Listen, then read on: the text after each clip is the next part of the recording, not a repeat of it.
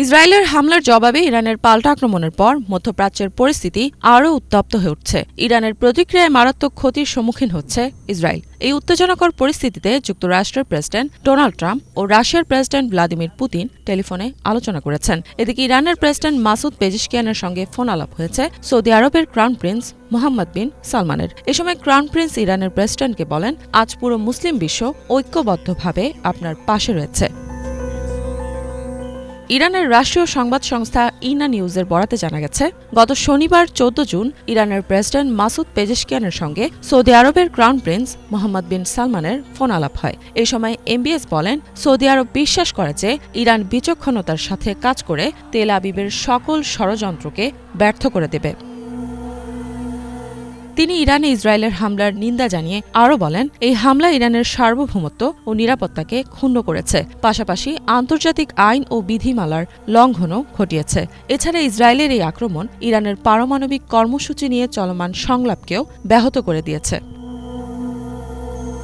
MBS আরও বলেন, Saudi আরব মনে করে যে ইসরায়েলি নেতৃত্ব ইচ্ছাকৃতভাবে ইরানের সঙ্গে উত্তেজনা বৃদ্ধি করতে চাইছে, যাতে তারা যুক্তরাষ্ট্রকে এই সংঘাতে জড়িয়ে ফেলতে পারে। এমবিএস এ সময় ইরানি জনগণ ও নিহতদের পরিবারের প্রতি গভীর সমবেদনা জানিয়েছেন। পাশাপাশি আহতদের দ্রুত সুস্থতা কামনা করেন তিনি।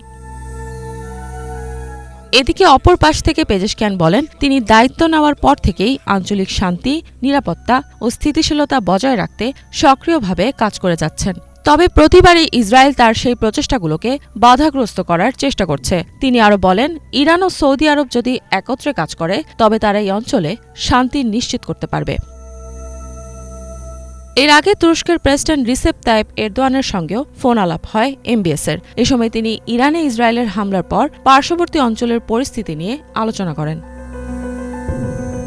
ইসরায়েলি বাহিনী যখন ইরানের অভ্যন্তরে হামলা চালানো শুরু করে, তখন প্রাথমিক পর্যায়ের হামলায় ইরানের আকাশ প্রতিরক্ষা ব্যবস্থা ও পারমাণবিক স্থাপনাগুলোকে টার্গেট করা হয়। এছাড়া ইরানের উচ্চ পর্যায়ের সামরিক কর্মকর্তারাও এই হামলার মূল টার্গেট ছিলেন। তেহরানের তথ্য অনুযায়ী এই ঘটনায় অন্তত ৭৮ জনের মৃত্যু হয়েছে। এর মধ্যে রয়েছেন উচ্চপদস্থ সামরিক কমান্ডার, পারমাণবিক খাতে কর্মরত বিজ্ঞানী ও অন্যান্য গুরুত্বপূর্ণ কর্মকর্তারা। এদিকে যুক্তরাষ্ট্রের পররাষ্ট্রমন্ত্রী মার্কো রুবিও বলেন, এই হামলায় যুক্তরাষ্ট্রের কোনো সংশ্লিষ্টতা নেই। ইসরায়েলের হামলার পর ইরানও পাল্টা প্রতিশোধমূলক আক্রমণ শুরু করে।